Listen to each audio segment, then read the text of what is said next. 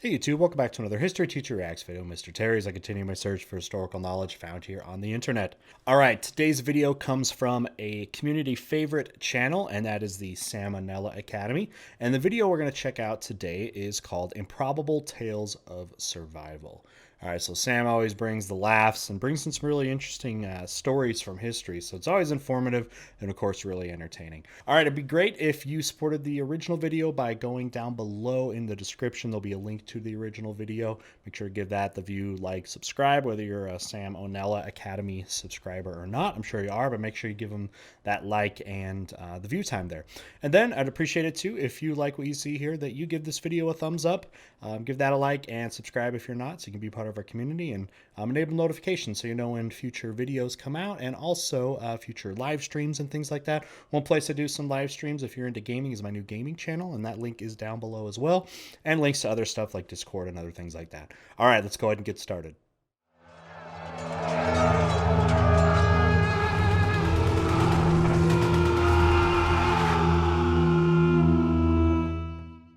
Thanks to Dashlane for sponsoring this video. Thanks, Dashlane. Probable Tales of Survival. Hey kids, the human spirit is a very powerful thing. With the right temperament, it can allow us to survive things you wouldn't believe. However, some people are stronger than others. Fragile For wimp. example, I've never so much as broken. What does it say? You wouldn't believe. However, Fragile wimp, agile pimp. So where do you think you all fall on this this spectrum here? I don't know. Maybe I'm in the middle. I'm middle at best. some people are stronger than others. For example, I've never so much as broken a bone in my life. Haven't been hospitalized since that first time 20 years ago. So I'm like 90% certain of I like how my Sam life. Haven't been hospitalized born with the long hair and stuff like that. Since that first time 20 years ago. So I'm like 90% certain if I'm ever forced to dance with death, my soul's pussying out to the great beyond first thing. On the other end of the spectrum, you got guys like Phineas Gage. Gage was a I'm getting a Bill Clinton vibe. He looks like Bill Clinton. All right, let's see this guy's tale of survival. 25-year-old railroad worker in mid-19th century Vermont. He and his crew were busy gang blasting rock to prepare the roadbed for a newly planned route. This involves a big hole being drilled into the ground, filled with gunpowder, and packed down using a tamping iron. Sounds safe. Well, being the gentleman and scholar that he is, Gage decides to lean forward and look directly into the hole, right? Now, the first rule of gun safety is to never look down the front of a gun. Everyone knows that. But it's Gage not a gun. basically just turned the earth into a gun and decided to put his head right in front of its gaping But it needs barrel. an And ignition. wouldn't you know it, the powder goes off. The tamping iron shoots up into his cheek, moseys right on through his frickin' brain, and goes soaring out the other side, landing 80 feet away, all smeared with blood and thought juice. Now, by and large, Gage should have dropped dead immediately and been thrown into a ravine for his blatant disregard for OSHA regulations, and that would have been the end of it. But I guess Shiva Gautama Christ-chan, the one true God. Okay, just throwing in all the religions. Shiva from Hinduism. Gautama is the name of the Buddha. And I guess Jesus Christ there. So he's like a hippie. He's got like multiple arms, like Shiva or something. And then prayer, and then like the like meditation, you know, for the Buddha and stuff like that. Long hair like Christ. Is this like the new deity that's out there? Anyways, if you want some historical context there, you're seeing in Vermont, so I mean 1800s, you're still talking about the railroad boom. That was like the age of the railroad for America. And there's, you know, horrible stories of workplace injuries all over the railroad industry. Because it was so dangerous. They would use stuff like this gunpowder and dynamite, which was a big innovative thing to be able to blow through, you know, mountains and stuff like that. You got to level ground and go through tunnels and stuff like that. But there was a lot of that going on. You saw it in the east, like you're seeing here in Vermont, all the way out west when you look at the Union Pacific kind of railroad and headed way out there. A lot of the groups that I guess you could say fight, but worked on these were immigrants. Okay, there was Irish immigrants, and especially in the West, you had Chinese immigrants, and those were really difficult jobs to do, and not a lot of Americans themselves wanted to really do that.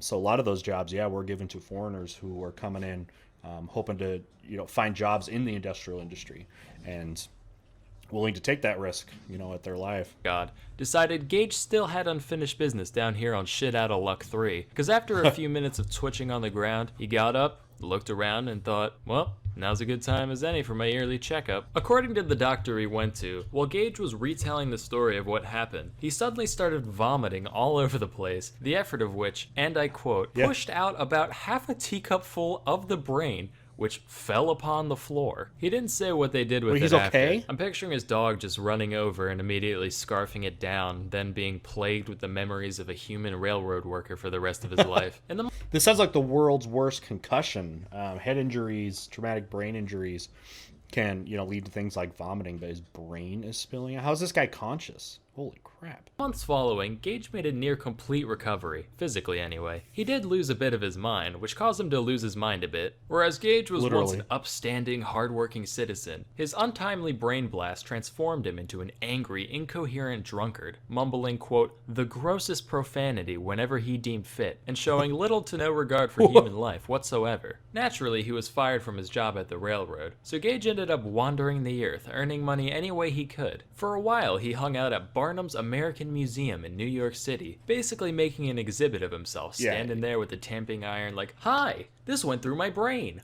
bye. He later had... Yeah, basically like they had these old like freak shows, from P.T. Barnum, and back in, a century ago, where people like this, would go and people would come pay money to see these, people that have these traumatic things that have happened to them. Holy cow. Had a stint as a farmhand in California and a stagecoach driver in Chile, which I don't know who let the guy with severe brain trauma and no depth perception drive a vehicle, but whatever. Over time, he actually became a lot more functional until finally, 10 years later, when his brain remembered, oh yeah, I shouldn't exist, leading to Gage having a bunch of seizures and dying at age 36. A similar story happened with one Ron Hunt. That's amazing, though, that I can't believe he survived that. I mean, his brain was coming out. Does it show you that just there's certain parts of your brain you apparently don't need for short-term survival if you're losing that? But I've heard of that with traumatic brain injuries in the past, that people, a lot of times those people can become more violent because I don't know if it's just like a chemical reaction to their brain trying to survive that way. But that's crazy. And you wonder how many, again, stories like this are out there, especially in this era of very deregulated working conditions that you saw here during the Industrial Revolution, where you had so many of these very traumatic injuries that happened. Hunt in 2003. He was an American construction worker who was drilling a hole above his head when the ladder he was standing on decided to give way, leading to Hunt landing face first on a 1.5-inch auger drill bit. The drill went straight through his left eye and out the back of his skull. The whole to thing? give you a reference of what 1.5 inches of drill looks like, here's the actual x-ray that doctors took when Hunt arrived at the hospital. Miraculously, the drill ended up just kind of pushing his brain out of the way, leading to no cognitive impairment whatsoever. Matter of fact, Hunt was perfectly lucid while the doctors tried to figure out the best way to take the thing out of his head. Initially, they considered cutting it out, but that would have been too messy. So eventually, they decided to literally just unscrew it from his head. Like, all right, hold him still. You're like, you just get the same drill and push the reverse button, and then, but he's totally cognizant. And so it went around his brain, like pushed out his brain. So when it screwed, it didn't go through the brain matter. It just set it to the side? How is that possible? Is there a doctor in the comment section? Still now. Oh, you fucking MILF. Lefty Lucy. Does that mean the top or the bottom? What? It's a rotating circle. Righty tighty, lefty Lucy. Okay, you hold on for 1 sec. Look, one way the top goes left, one way the bottom. So which? Clearly the one on top. Why? Tell me why. Why clearly? Same reason north is up on the map. It's just common practice. All right, well, sorry for not subscribing to your Eurocentric propaganda, Dan, you soggy cunt.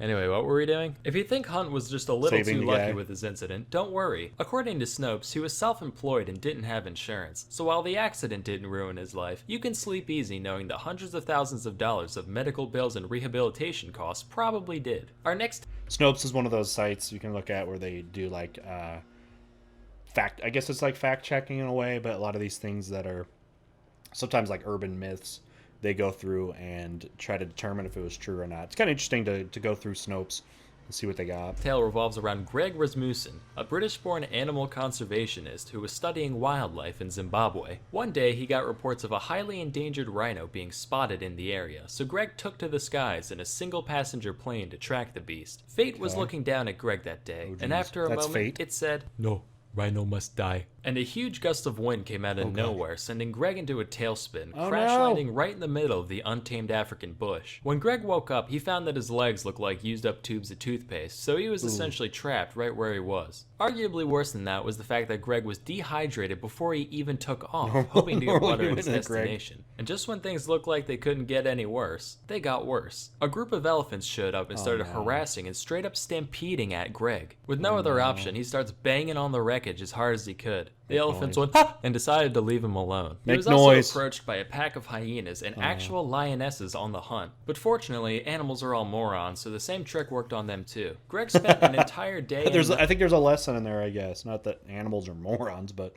make noise. Freak them out that way, especially if you're immobile. Probably the only thing you can do. Don't try to pick a fight. Pinned under the wreckage, fighting off wildlife, severe dehydration, and extreme temperatures before finally being rescued the next morning. Incredibly, after over 100 operations, doctors managed to get Greggy's leggies up and running again. Although he was now 3 inches shorter, which is probably for the best, because now they can just stick the keys to the plane on top of the fridge so he never has another incident like this again. So, moral of the story, us humans are resilient creatures who will do anything in our power to survive. And just as Greg Rasmussen banged on his destroyed plane to ward off predators in Zimbabwe, you should bang on your keyboard right now to ward off predators online with Dashlane. In this day and age, cybersecurity and privacy have never been more important, and only a select few people have the time, energy, and know-how to keep their data as safe as humanly possible. With Dashlane, you can take all your passwords and autofill data across all your devices and use the power of encryption to keep them out of the hands of lowly hackers. PC, Mac, iOS, Android,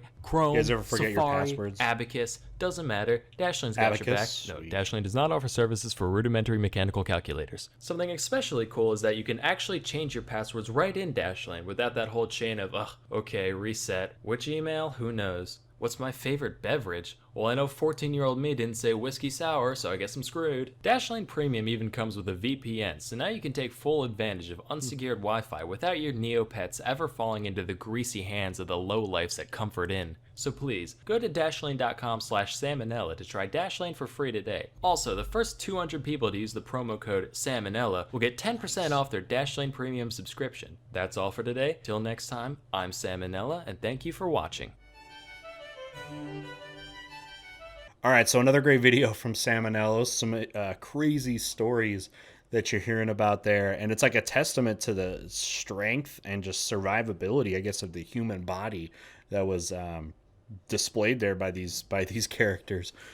So from the historical perspective, again, some of these brutal injuries can, come like in the first one there from, historically in the Industrial Revolution in like the 19th century.